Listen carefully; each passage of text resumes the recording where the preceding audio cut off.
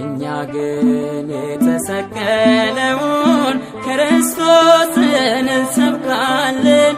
እኛ ግን በድል ያረገውን ኢየሱስን እንሰብካለን።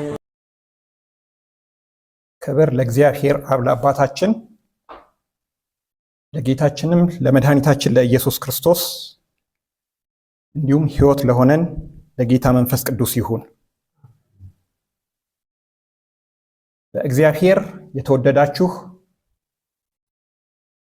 በየትኛውም የዓለም ክፍል የምትገኙ ቅዱሳን ወንድሞችና እህቶች እንኳን ለ2018 ዓመተ ምህረት የጌታችንና የመድኃኒታችን የኢየሱስ ክርስቶስ የትንሣኤ መታሰቢያ በዓል አደረሳችሁ አደረሰን። ይህን መልእክት የምናስተላልፍላችሁ ከናታኒም የወንጌል አገልግሎት ማህበር ነው። በቸርነትና በምህረቱ በርህራሄና በፍቅሩ ጠብቆ በያለንበት ይህችን ዕለት እንድናይ የረዳንን እግዚአብሔር አምላካችንን እጅግ አድርገን እናመሰግናለን። ምክንያቱም ነገሮች ሁሉ ወደ ፍጻሜ በሚቻኮሉበት በዚህ በመጨረሻው ዘመን ከእንቅፋትና ከወጥመድ ከመሰናክልና ከክፉ ሐሳብ ጠብቆ ይህችን ቀን እንድናይ የረዳንን እግዚአብሔር አምላካችንን እጅግ አድርገን እናመሰግናለን። ምክንያቱም ለዚህ ቀን መድረስ የኛ ብርታት፣ የኛ ጽድቅ፣ ከኛ የተገኘ ኃይልና ብርታት አይደለም። እግዚአብሔር ስለረዳን የምህረቱን ታላቅነት በእኛ ላይ ስላገነነ የቸርነትና የርህራሄውን የበጎነቱን ልክ በእኛ ማሳየት ስለወደደ ከምናየው ደግሞም ከማናየው ከተሰወረና ከተገለጸ እንቅፋት ወጥመድና መሰናክል ሁሉ ጠብቆ ይህችን ዕለት ማየት እንድንችል የረዳንን እግዚአብሔር አምላካችንን እጅግ አድርገን ስለሁላችን እናመሰግነዋለን። ክብር ሁሉ ለእግዚአብሔር ይሁን። እንግዲህ ዛሬ የጌታችንና የመድኃኒታችን የኢየሱስ ክርስቶስን የትንሣኤ መታሰቢያ በዓል አስመልክተን እንደ ክርስቲያን የሚጠበቅብንን መልእክት ወደ እናንተ ልናደርስ በፊታችሁ መጥተናል። የጌታችንና የመድኃኒታችን የኢየሱስ ክርስቶስን ትንሣኤ ስናስብ ወደ ልባችን የሚመጣው ምንድን ነው? ሐሳባችን ፈቃዳችንን የሚገዛው በውስጣችን ከፍ የሚልብን ነገር ምንድን ነው? እስቲ ከእግዚአብሔር ቃል አንድ ክፍል ላንብብ። የመጀመሪያይቱ የሐዋርያው ጴጥሮስ መልእክት ምዕራፍ 1 ከቁጥር 3 እስከ 5 እንዲህ ይላል። ኢየሱስ ክርስቶስ ከሙታን በመነሳቱ ለሕያው ተስፋና ለማይጠፋ እድፈትም ለሌለበት ለማያልፍ ርስት እንደ ምሕረቱ ብዛት ሁለተኛ የወለደን የጌታችን የኢየሱስ ክርስቶስ አምላክና አባት ይባረክ። ይህም ርስት በመጨረሻ ዘመን ይገለጽ ዘንድ ለተዘጋጀ መዳን በእምነት በእግዚአብሔር ኃይል ለተጠበቃችሁ ለእናንተ በሰማይ ቀርቶላችኋል።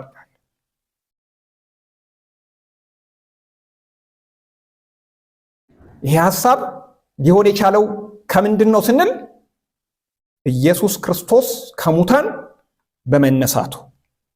የኢየሱስ ክርስቶስ ከሙታን መነሳት የሱን ሐሳብ፣ የሱን ፈቃድ፣ የሱን መንገድ ለሚከተሉት ሁሉ ሕያው ተስፋ፣ የማይጠፋ እድፈትም የሌለበት የማያልፍ ርስት እንደ ምሕረቱ ብዛት በሰማይ ተጠብቆልናል ማለት ነው። ስለዚህ እግዚአብሔርን እጅግ አድርገን እናመሰግናለን። ይሄ ገብቶን ይሄንን ተረድተን በእግዚአብሔር ሐሳብ፣ በእግዚአብሔር ፈቃድ፣ በእግዚአብሔር መንገድ ውስጥ ያለን ወገኖች ሁሉ ዛሬን እንኳን ደረስን። ዛሬን እዚህ ከደረስን የደረስንበት ትልቁ ምክንያት እኛ በምድር ላይ ያሰብነውን ያቀድነውን ፕሮግራም አድርገን የያዝነውን ክንውን ልንፈጽም አይደለም። እግዚአብሔር በእኛ የጀመረውን አጀንዳ ስላልጨረሰ ስላናከናወነ ዛሬን እንድናይ ባለድል አድርጎናል። ክብር ለእርሱ ይሁን። የመጀመሪያዎቹ እኛ ነን። ትንሣኤን ስናስብ በምድር ላይ ወደንም ጠላንም ሁለት አይነት ሰዎች አሉ። የመጀመሪያው ትንሣኤውን አምነው ተቀብለው በዚህ ሐሳብና በዚህ ፈቃድ የሚጓዙ ክርስቲያኖች። ሁለተኛው ከዚህ ሐሳብ ከዚህ ፈቃድ ውጭ የሆኑ ወገኖች። ትንሣኤ ለሁለታችንም መልእክት አለው። ትንሣኤ የሚለይ አይደለም። ምክንያቱም ትንሣኤ ምንድነው ብለን ስናስብ ትንሣኤ ዛሬ እንደምናየው ሰዎች ሊያተርፉበት፣ ሰዎች ሊደርሱበት የሚችሉት የሚራኮቱበት ይሄ በዚህ ዓለም ያለው አንድ እንደዛ አይነት ነገር አይደለም። ትንሣኤ ለክርስቲያኖች ህይወት ነው። ህይወት ደግሞ የሚኖር ነው። ያን ህይወት ደግሞ የተካፈልነው ከራሱ የትንሣኤ መጀመሪያ ከሆነው ወይም የትንሣኤ በኩር ከሆነው ከጌታችንና ከመድኃኒታችን ከኢየሱስ ክርስቶስ ነው። ጌታችን መድኃኒታችን ኢየሱስ ክርስቶስ የትንሣኤ በኩር ነው። እኛ ተከታዮቹ ነን። ስለዚህ ትንሣኤ ማለት ህይወት ነው፣ የሚኖር ህይወት ነው። ምናልባትም አንዳንዶቻችን ይሄን ያክል ቀን፣ ሌሎቻችንም ይሄን ያህል ወር ብለን እንደየቤተ እምነቶቻችን ፕሮግራም አውጥተን በዓመት ውስጥ ወደ እግዚአብሔር ፊት በጾምና በጸሎት የምንቀርብበት ከዛ በኋላ ደግሞ እንኳን ጾመ ድጓሙን ፈታልን ብለን የተፈታ ህይወት የምንኖርበት መንገድ አይደለም ትንሣኤ። ትንሣኤ ህይወት ነው ለምናምን ሁሉ። ህይወት ደግሞ አንድ ቀን የሚኖር ሌላ ቀን የማይኖር አይደለም። እዚህ ምድር እስካለን ድረስ ህይወትን የምንኖረው ሁልጊዜ ነው፣ በዚህ ምድር እስካለን ድረስ። ስለዚህ ትንሣኤ የዕለት ተዕለት ህይወት ነው፣ የዕለት ተዕለት ኑሮ ነው። ስለዚህ በዚህ በጌታችንና በመድኃኒታችን በኢየሱስ ክርስቶስ ሞትና ትንሣኤ የምናምን በዚህ ሐሳብና በዚህ ፈቃድ በአንድም ይሁን በሌላ የእግዚአብሔርን ሐሳብ የምናገለግል በዚህ መንገድ ውስጥ ያለን ለእግዚአብሔር ሐሳብ ቅርብ የሆንን ወገኖች እግዚአብሔር የሚለን ነገር አለ። ትንሣኤ ህይወት ነው። ትንሣኤ የሚኖር ነው። ትንሣኤ ጊዜ አይወሰንለትም። ትንሣኤ ሁኔታዎች አይገድቡትም። ስለዚህ በሳምንት 7ቱም ቀን 24ቱም ሰዓት የትንሣኤ ህይወት ከኛ ይጠበቃል። በዛ መንገድ ውስጥ መሆን ይገባናል። ስለዚህ ምንም እንኳን እንደየ አብያተ ክርስቲያናት ፕሮግራምና ልማድ የዘመን አቆጣጠር ራሱን የቻለ የጌታችንና የመድኃኒታችን የኢየሱስ ክርስቶስን የጾም ጊዜ አስመልክቶ ይሄ በአጀንዳቸው ውስጥ በዓመት ውስጥ ይቀረጽ እንጂ እያንዳንዱ ምዕመን እያንዳንዱ አገልጋይ እንደተሰጠን ኃላፊነት መጠን ትንሣኤን ዓመቱን ሙሉ በእያንዳንዱ ሁኔታ መግለጽ የሚገባን እግዚአብሔርም ከኛ የሚጠብቀው እሱ አስቀድሞ በልጁ አማካኝነት ወደ ህይወታችን ያመጣው ኑሮ ነው። ስለዚህ ትንሣኤ የአንድ ቀን ሁኔታ የአንድ ቀን ኢቨንት አይደለም። ወይም ደግሞ እንደዚህ ገድበን ከዚህ እስከዚህ ብለን የምናስበው የጾምና የጸሎት የሱባኤ ጊዜ ብቻ አይደለም። በትንሣኤ ውስጥ ሁልጊዜ መመላለስ ይጠበቅብናል። እግዚአብሔር ያንን ከእያንዳንዳችን ይጠብቃል። በዚህ ሐሳብና በዚህ ፈቃድ አምነን የምንጓዝ ሁላችን ይሄ ኃላፊነት ተሰጥቶናል፣ ተጠያቂነትም አለብን። ምክንያቱም ከዚህ ህይወት ከጎደልን፣ ከዚህ ህይወት ከወጣን፣ ከትንሣኤ ህይወት በመጀመሪያ ምንም ጥያቄ የለው።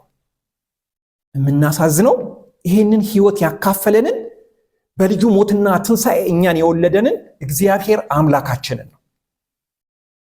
ለዚህ የምንኖርበትን አቅም እግዚአብሔር ሰጥቶናል።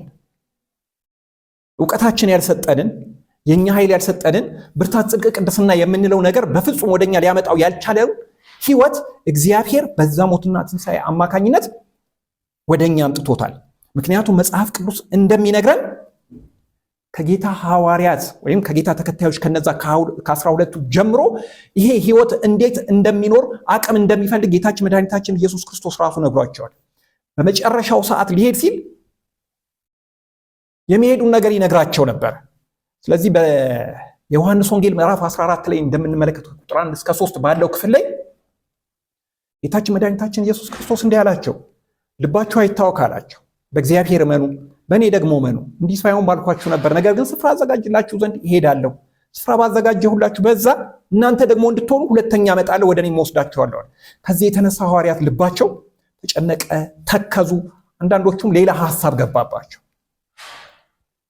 ነገር ግን ይሄንን ህይወት እንዴት እንደሚኖሩት በተጨነቁ ጊዜ ጌታችን መድኃኒታችን ኢየሱስ ክርስቶስ የሚሄዱ ነገር ቁርጥ ሲሆን እኔ ባልሄድ አለ፣ እኔ ባልሄድ ወደ እናንተ አጽናኙ አይመጣም። ከእናንተ ጋር እንዲኖር ለሁል ጊዜ እንዲኖር መምጣት ያለበት ቅዱሱ መንፈስ ወደ እናንተ እንዲመጣ እኔ መሄድ አለብኝ አላቸው። እንደ ተስፋ ቃሉ ጌታችን መድኃኒታችን ኢየሱስ ክርስቶስ ካረገ ከ40ኛው ቀን በኋላ 10 ቀን ተቆጠረና እንደ ቤተክርስቲያን ልማድ 50ኛው ቀን በዓለ ጰራቅሊጦስ ብለን በምናከብረው በዚያን ዕለት ለሐዋርያት ተሰብስበው በነበሩበት ስፍራ መንፈስ ቅዱስ ወረደላቸው። በዚያን ጊዜ የህይወታቸው አቅጣጫ ተስተካከለ፣ መስመርን ያዙ። በአንድና በሁለት ሰው ፊት ይፈሩ ይክዱ የነበሩት በነገስታትና በሹማምንት በብዙ ጉባኤ መካከል ቆመው ስለ ጌታችን ስለ መድኃኒታችን ስለ ኢየሱስ ክርስቶስ ሕማም፣ ሞት፣ ትንሣኤና ማረግ በግልጽ ተናገሩ። በዚያን ጊዜ እግዚአብሔርን ሐሳብ ማከናወን ቻሉ። ከምን የተነሳ ስንል እንዲኖሩበት ከተሰጣቸው ከቅዱሱ መንፈስ የተነሳ። ስለዚህ ሐዋርያት ከሄዱ በኋላ ቅዱሱ መንፈስ ስራውን ጨረሰ ወይ? በፍጹም። እናያለን። የሐዋርያትን ስራ ብንመለከት ከምዕራፍ 1 ጀምሮ እስከ ፍጻሜው ብንሄድ ሐዋርያት በመንፈስ ቅዱስ አማካኝነት በሄዱበት ስፍራ ሁሉ የክርስቶስን ቤተክርስቲያን ሲያነጹ አገልጋዮቹን ምዕመናንም ሁሉ ያጸኑት የነበረው በመንፈስ ቅዱስ አማካኝነት ነበር። እነዛ ሁኔታዎች አለፉና ዛሬ ከ2000 ዓመት በኋላ ደግሞ በዛ ሐሳብ በዛ ፈቃድ ውስጥ እኛ ተገኝተናል። የእግዚአብሔርን ሐሳብ የእግዚአብሔርን ፈቃድ ጌታ መንፈስ ቅዱስ እንደረዳን እናገለግላለን። ለዛ ሐሳብ ተጠያቂነትና ኃላፊነት አለብን። የተቀበልነውን ደግሞ ስንፈጽም በጌታ ፊት ክብር አለ። ነገር ግን ለዛ ሐሳብና ለዛ ፈቃድ ማንነታችን አይደለም፣ ብርታታችን አይደለም፣ ጽድቃችን አይደለም። በሐዋርያት ዘመን የተሰጣቸው ያ ቅዱስ መንፈስ ዛሬም ከእኛ ጋር ይሰራል። ስለዚህ በዛ አማካኝነት እሱ በሚነግረን እሱ በሚመራን በዛ መንገድ ሄደን የእግዚአብሔርን ሐሳብ የእግዚአብሔርን ፈቃድ እንድናከናውን እግዚአብሔር ይጠብቅብናል። ግን ወደ ራሳችን ሐሳብ ወደ ራሳችን ፈቃድ ብንመጣ በተሰጠን ኃላፊነት መጠን በእግዚአብሔር ፊት የምናፍርበትና ለቅጣት የምንጋለጥበት መንገድ እጅግ ብዙ ነው። ስለዚህ ትንሣኤውን ስናስብ ከትንሣኤው ጋር ለሐዋርያት የተሰጠውን ቅዱሱ መንፈስ በማክበር በዛ ሐሳብና በዛ ፈቃድ ውስጥ በየዕለቱ መገኘት እንደሚገባን እያሰብን መንገዳችንን ልንመረምር፣ አገልግሎታችንን ልንፈትሽ፣ በእያንዳንዱ ሐሳብና ፈቃድ የምንሄድበት ነገር ተጠንቅቀን ልናከናውን ይገባል እንደሚሰጠን ምሪት መጠን። በሁለተኛ ደረጃ ያለን ከዚህ ሐሳብና ከዚህ ፈቃድ የራቅን ለዚህ ሐሳብና ለዚህ ፈቃድ እንግዶች የሆንን ወገኖች ብንኖር ከዚህ ሐሳብና ከዚህ ፈቃድ ማንም ከተጠያቂነት አያልፍም። ምክንያቱም በአንድም ይሁን በሌላ ዛሬ የጌታችንና የመድኃኒታችን የኢየሱስ ክርስቶስን የማዳን ዜና ትውልድ እየሰማ ነው። በየትኛውም ሁኔታ፣ በየትኛውም ቋንቋ፣ በየትኛውም አኗኗር፣ በየትኛውም ደረጃ ያለ ትውልድ ሁሉ ይህንን የማዳን ወንጌል እየሰማ ነው። ስለዚህ በሰማንበት ልክ ከፍርድ አናመልጥም ማለት ነው። አንዳንዶቻችን ባለማወቅ፣ አንዳንዶቻችን ደግሞ እንዴት እንደሚኖር ባለመረዳት ከዚህ ሐሳብና ከዚህ ፈቃድ ወጥተን ሊሆን ይችላል። ነገር ግን ዛሬ ላይ ከደረስን እግዚአብሔር በእኛ ተስፋ አልቆረጠም። ስለዚህ እድልን ሰጥቶናል ማለት ነው። ይሄንን እድል እንድንጠቀም ግድ ይለናል። እድሉ ምንድነው ስንል ቅድም እንዳልነው በእግዚአብሔር ቤት ሆነን የእግዚአብሔርን ሐሳብ የእግዚአብሔርን ፈቃድ የምናገለግል የእግዚአብሔርን አጀንዳና ዓላማ በመንፈስ ቅዱስ አማካኝነት እግዚአብሔር እንዳይሰደብ ቤተክርስቲያን እንድትሰፋ እኛም እንድንባረክ በዛ መልኩ መግለጽ ሲገባን ይህንን ሐሳብ ይህንን ፈቃድ ያልተረዳን ደግሞ ዛሬ በአንድም ይሁን በሌላ ይህንን መልእክት የምትሰሙ ወገኖቻችን የጌታችንና የመድኃኒታችን የኢየሱስ ክርስቶስ ትንሣኤ በያላችሁበት እንደምታስቡት በዓል ብቻ አይደለም። በያላችሁበት እንደምታስቡት ይሄ በመብላትና በመጠጣት የሚገኝ ደስታ አይደለም። ስለዚህ ሐሳብ ቅዱስ መጽሐፍ የሚናገረው አለ። ምን ይላል?